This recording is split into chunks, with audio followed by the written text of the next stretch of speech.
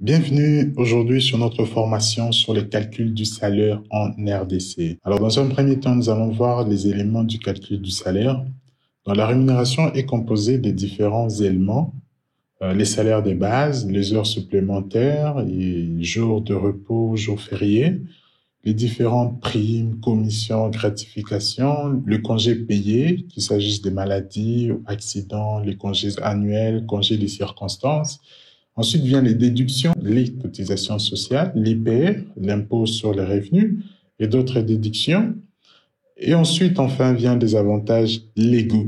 Il s'agit des allocations familiales pour les enfants à charge, la contre-valeur de logement, l'allocation de transport. Nous allons analyser brièvement chaque point et nous allons faire un exemple des calculs à la fin de cette formation. Les salaires de base. La rémunération des bases est fixée par des contrats individuels conclus librement entre travailleurs et employeurs ou par voie des conventions collectives.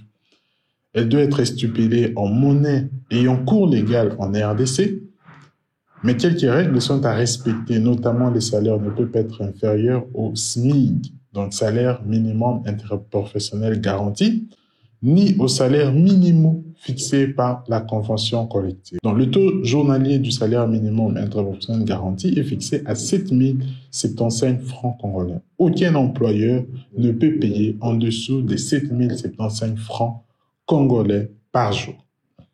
Le taux des salaires minimaux sont majorés de 3% au moins par année par service entier ininterrompu auprès du même employeur. Des salaires est calculé par jour et payé à la fin du mois avec généralement un acompte à la quinzaine. Le temps effectif est l'élément très important. En effet, le nombre de jours prestés pendant la période considérée permet les calculs du salaire proprement dit ou salaire des bases.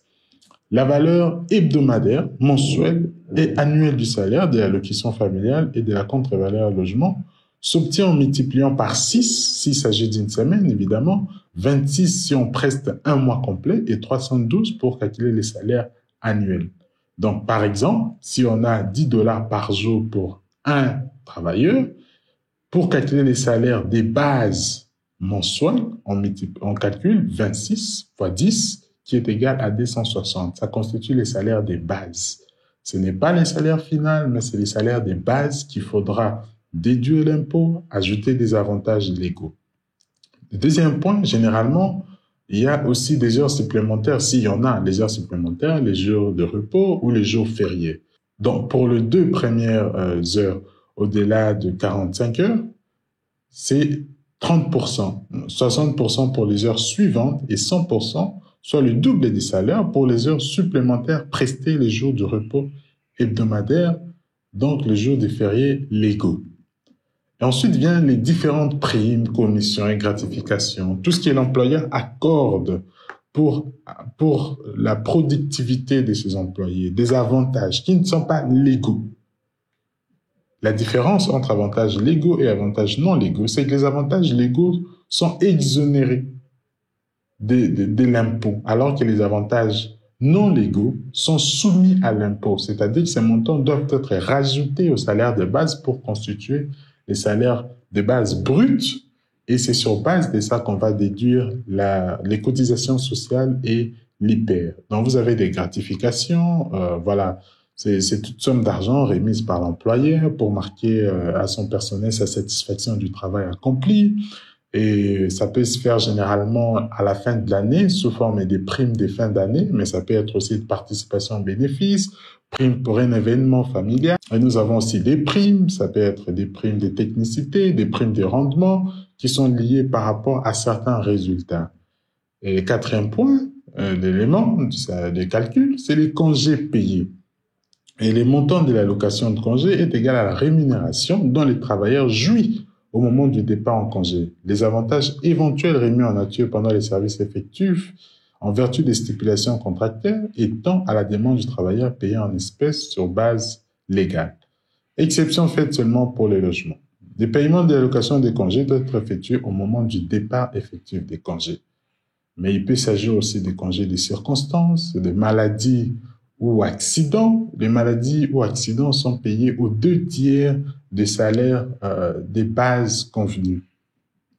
Alors ensuite vient les déductions. Nous avons d'abord les cotisations sociales ou CNSS et les impôts professionnels sur les rémunérations.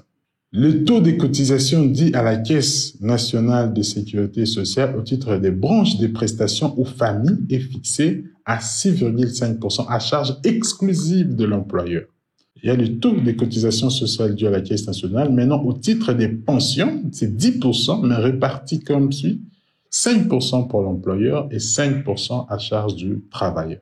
Ainsi, le taux des cotisations sociales applicable depuis janvier 2019 est donc des 18% répartis entre l'employeur à hauteur de 13% et les travailleurs à hauteur de 5%.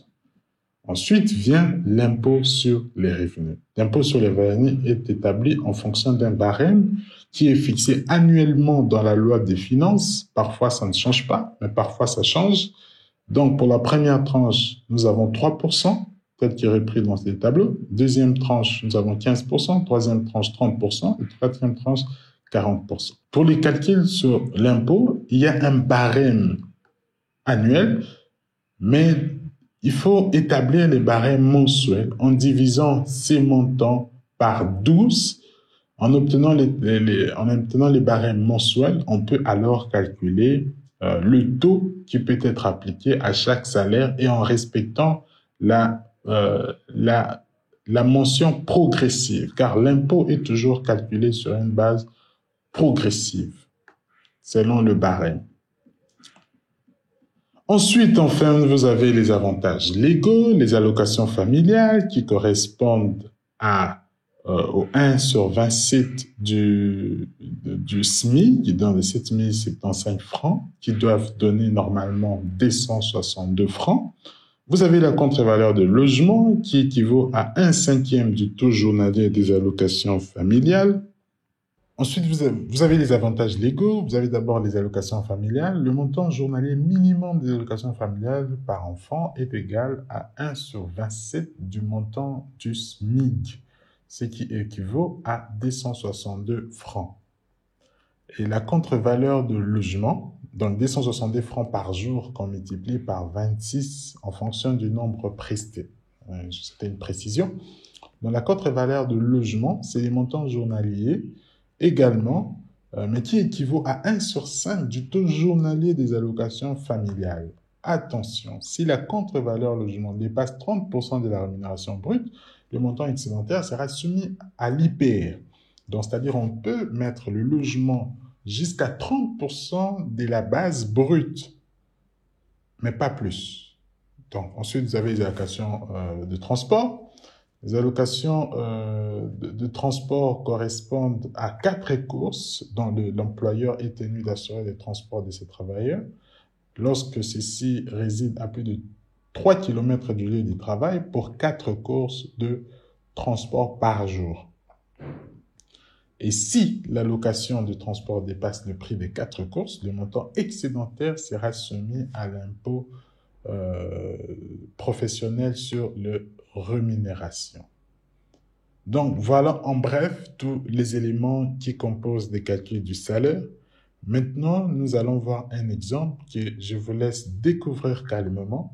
Et si vous avez des questions, n'hésitez pas à commenter sur la vidéo ou à nous recontacter. Merci de nous avoir suivis et à la prochaine pour de nouvelles formations.